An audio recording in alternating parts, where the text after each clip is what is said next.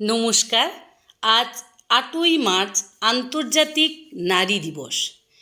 বিশ্বের সমস্ত নারীকে সম্মান, শ্রদ্ধা ও ভালোবাসা জানাই।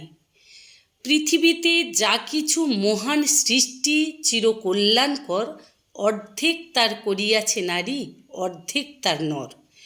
কবি কাজী নজরুল ইসলামের চোখে নারী এইভাবেই ধরা পড়েছে।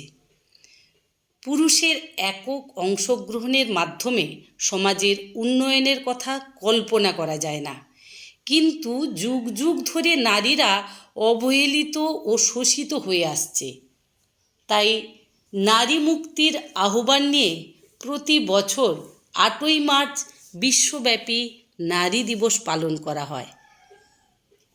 তবে মনে রাখবেন, নারীবাদ মানেই পুরুষবাদ নয়। পুরুষতান্ত্রিক সমাজ তাই পুরুষকে বড় করে। জেনে রেখো, সেই পুরুষকেই নারী গর্বে ধারণ করে। ধন্যবাদ। আমরা নারী, আমরা সব পারি। সকলকে শ্রদ্ধা প্রণাম জানাই। সবাই ভালো থাকবেন, সুস্থ থাকবেন। হ্যাঁ